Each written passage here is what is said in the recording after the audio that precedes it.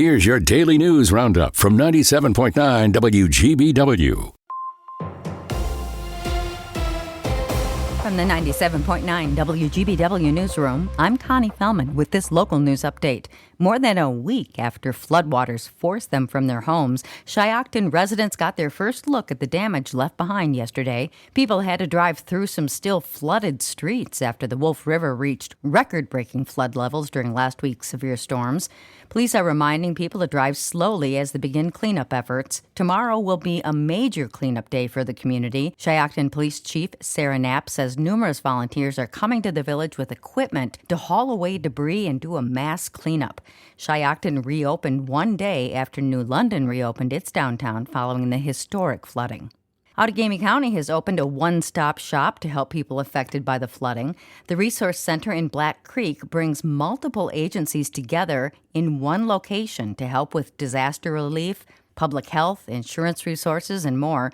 We Energies said they plan to have natural gas restored to homes and businesses affected by the flooding by the end of the day yesterday. Oral arguments have begun at the Wisconsin State Supreme Court over access to sensitive voter data.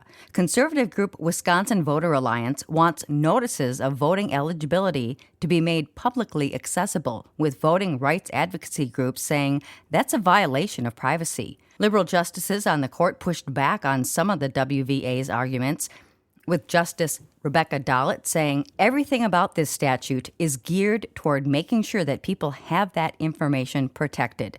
A decision from the state's highest court will likely not come for the next few months. The jury finds an Oconto Falls doctor guilty of committing child pornography crimes. The verdict was split in court yesterday after the 4-day federal trial. The jury found Dr. Isaiah Scopino guilty of 5 counts of production, possession, and transportation of child pornography. They returned not guilty verdicts for 3 additional counts of production of child pornography. Scopino is accused of sexually abusing a toddler, recording the abuse, and uploading the video to social media. He testified on his own behalf regarding photos and videos of graphic material. The doctor said he doesn't even remember some of the pictures being taken or who took them. Prosecutors say Copino crossed the line under the guise of medical exams. Sentencing is set for July. A proposed federal change has drawn concern from Governor Tony Evers over land in northern Wisconsin's Chequamegon-Nicolet National Forest. Evers says rescinding the roadless rule could open nearly 70,000 acres to more logging and road construction. He says the protected areas are some of the forest's most remote and least disturbed lands, and they help protect streams and watersheds.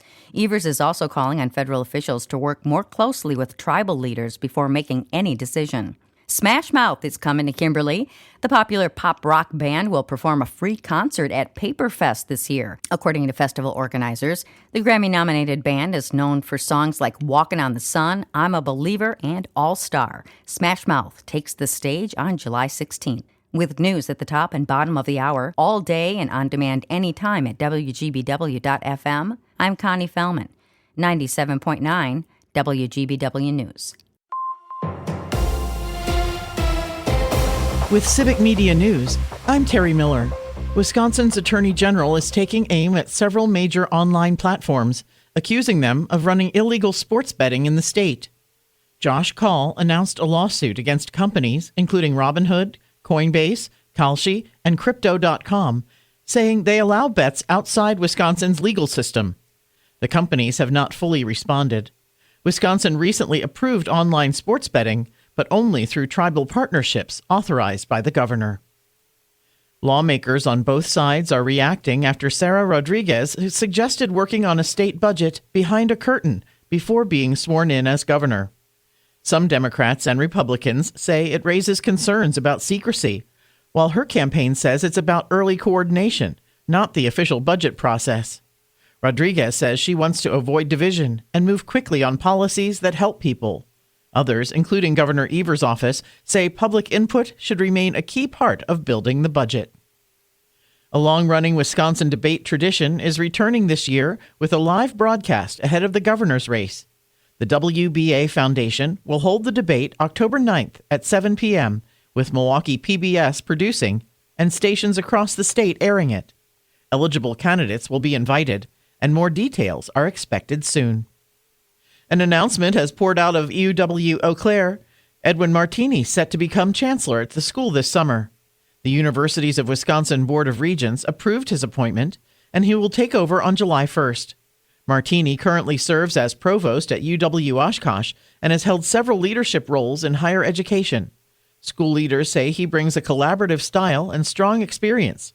Martini says he's excited to build on the university's momentum and connect with the campus community. More news is available at civicmedia.us. Baseball tonight. Hi, I'm Mike Clemens with sports. The Brewers host the Pittsburgh Pirates tonight. The Crew coming off a 5-4 loss to the Tigers yesterday. Pat Murphy says the Brewers still missing guys like Jackson Chourio, Christian Yelich at bat. Everybody's aware of where our injury situation is, and it's great to see the guys go out and compete and battle every time. And I think they can be proud of a lot of things they did today, but it didn't go our way. NBA, the Milwaukee Bucks have a new head coach. 41-year-old Taylor Jenkins takes over after 6 years as the head coach of the Memphis Grizzlies. The NFL draft continues tonight. Did the Packers have any offers last night to trade up into the first round? Brian Gutekunst. Not really. Again, we didn't really expect for that to happen. To get up into the first round was going to be quite expensive. Wayne Larrivee. When you're picking day 2, 52nd pick in the draft, it's hard because you just don't know who's going to be there. That's Packers announcer Wayne Larrivee with sports. I'm Mike Clemens. I'm meteorologist Brandon Bormans. Scattered showers and thunderstorms during the first half of the day, then gradually increasing sunshine with highs in the upper 60s. Mostly cleared tonight with lows in the lower 40s. Mostly sunny on Saturday, a comfortable day with high temperatures in the mid-60s. That's your Green Bay News Roundup from 97.9 WGBW. Subscribe to this podcast on Spotify, Apple, or wherever you get your podcasts. And find more news anytime at WGBW.FM.